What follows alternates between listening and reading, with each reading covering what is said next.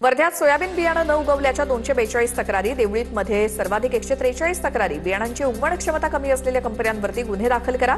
आमदार राजेश बकाने यांच्या सूचना. 15 जुलैपर्यंत शेतकऱ्यांना नवीन बियाणं उपलब्ध करून देण्याचं आश्वासन.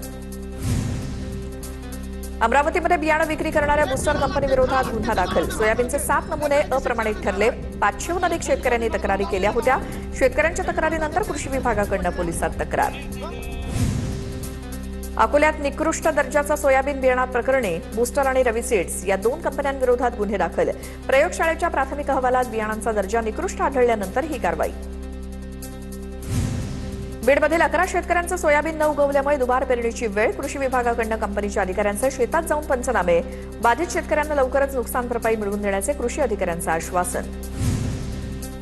पुण्याच्या शिरूरमध्ये युरियाचा तुटवडा निर्माण झाल्यामुळे शेतकऱ्यांना मनस्ताप. कृषी सेवा केंद्रावरती युरिया खतासाठी शेतकऱ्यांची गर्दी. युरिया खत न मिळाल्यामुळे रात्री उशिरापर्यंत शेतकरी ताटकळत. नंदुरबारमध्ये खरीपातील 14 पिकांना प्रधानमंत्री पीक विम्याचं संरक्षण मिळणार. शेतकऱ्यांना 31 जुलैपर्यंत अर्ज करता येणार. शेतकऱ्यांनी मुदतीपूर्वी अर्ज करण्याचं कृषी विभागाचं आवाहन. नाशिकच्या येवल्यामध्ये मोरांकडून मका, सोयाबीन आणि मूग पिकाच्या कोंबांची नासधूस. मात्र बियाणांवरील रासायनिक प्रक्रियेमुळे मोरांना विषबाधा होण्याची भीती. शेतकरी चिंतेत. हिंगोलीच्या विविध भागात नीलगाय, रानडुकरांसह वन्य प्राण्यांचा धुमाकूळ. सोयाबीन आणि हळदीसोबत इतर पिकांचंही नुकसान. शेतकरी आर्थिक अडचणीत. वन्य प्राण्यांचा कायमस्वरूपी बंदोबस्त करून नुकसान भरपाई देण्याची मागणी. वाशिम जिल्ह्यातील वारा जहागीर परिसरातील कांदा उत्पादकांमध्ये समाधानाचं वातावरण. कांद्याला प्रति क्विंटल सुमारे 2500 रुपयांपर्यंतचा भाव.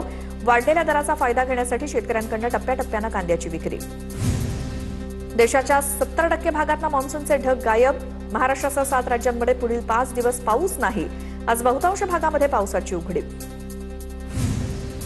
पावसाअभावी नंदुरबार जिल्ह्यात खरीप हंगामाच्या पेरण्या रखडल्या. 36 पैकी 19 महसूल मंडळात 50 मिलीमीटरपेक्षाही कमी पाऊस पडल्यामुळे बळीराजा चिंतेत. शेतकऱ्यांपुढे पिकं जगवण्याचं आव्हान. बीडच्या परळी तालुक्यात शेतकऱ्यांना चांगल्या पावसाची प्रतीक्षा. 4 ते 5 दिवसात पाऊस न झाल्यास दुबार पेरणीचं संकट.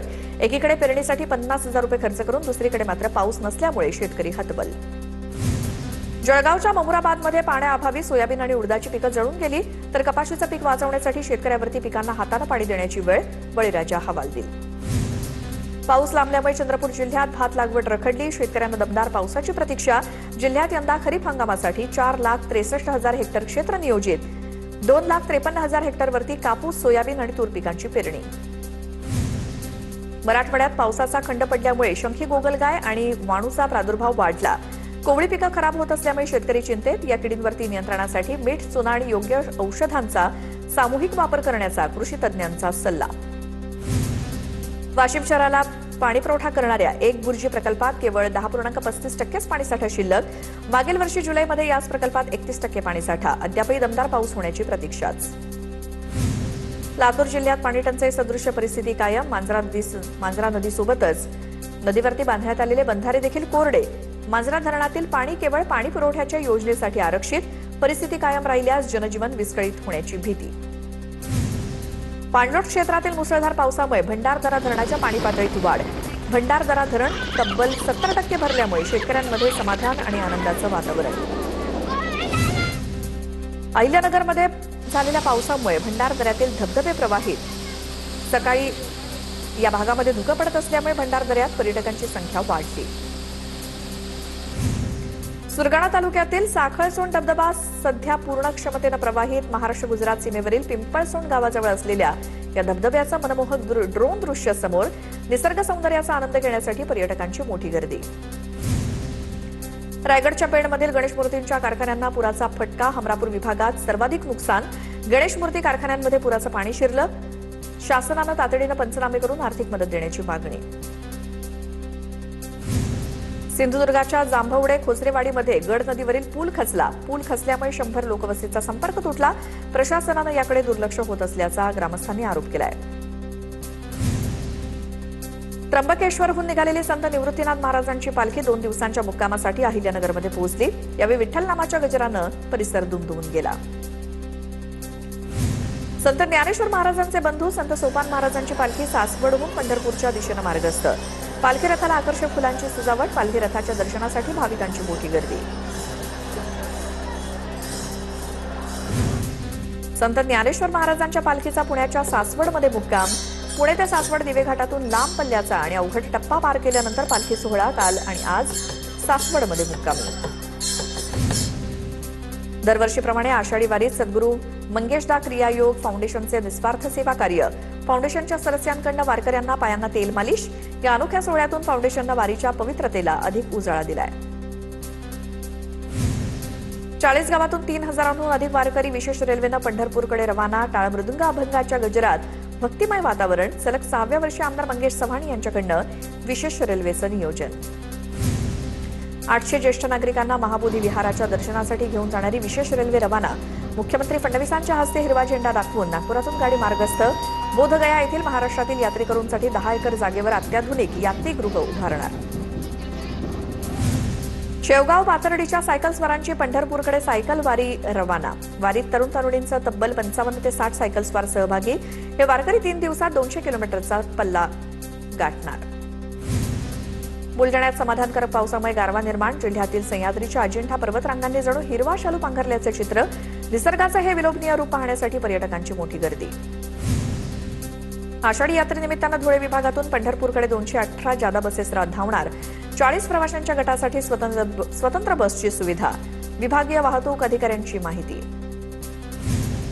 भोर तालुक्यातील रायरेश्वर ते पंढरपूर पायदिंडीचं पंढरपूरकडे प्रस्थान. टाळ मृदुंगाच्या निनादात विठुरायाच्या नामघोषात परिसर दुमदुमला. दिंड्यांची विधिवत पूजा करून आरती करत प्रस्थान.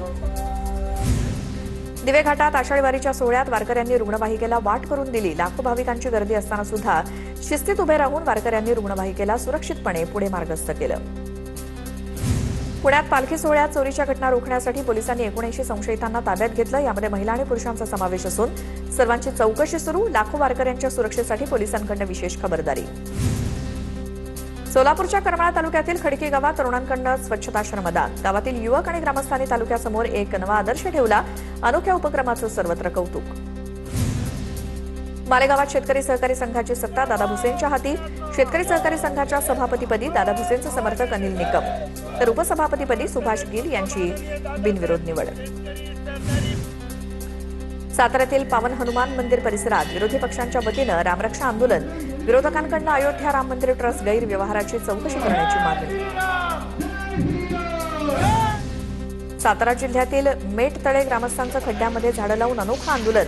महाबळेश्वर प्रतापगड मार्गावरचे खड्डे आणि रस्त्याच्या दुरवस्थेकडे लक्ष वेधून घेण्यासाठी हे आंदोलन. गेल्या 3 वर्षांपासून महामार्गावरती या घाट मार्गावर मोठे खड्डे. अहिल्यानगरच्या श्रीरामपुरात वाढत्या गुन्हेगारी विरोधात व्यापाऱ्यांचा सर्वपक्षीयांचा एल्गार. वाढत्या गुन्हेगारी विरोधात बंदची हाक. नागरिकांकडून श्रीरामपूर शहर बंद ठेवत पोलीस प्रशासनाचा विरोध. छत्रपती संभाजीनगरमध्ये गोर बंजारा समाजाचा राज्यस्तरीय मेळावा. मेळाव्यातून बंजारा समाजाला एसटी प्रवर्गातून आरक्षण देण्याची मागणी. आरक्षणाबाबत तत्काळ निर्णय न घेतल्यास राज्यभर तीव्र आंदोलनाचा इशारा. कराड उड्डाणपुलाच्या दोन्ही लेनवरनं वाहतूक सुरू. चाचणी तत्वावरती या पुलाची 1 लेन वाहतुकीसाठी खुली करण्यात आली होती. या उड्डाणपुलामुळे वाहतूक कोंडीचा प्रश्न संपणार असून प्रवास वेगवान होणार.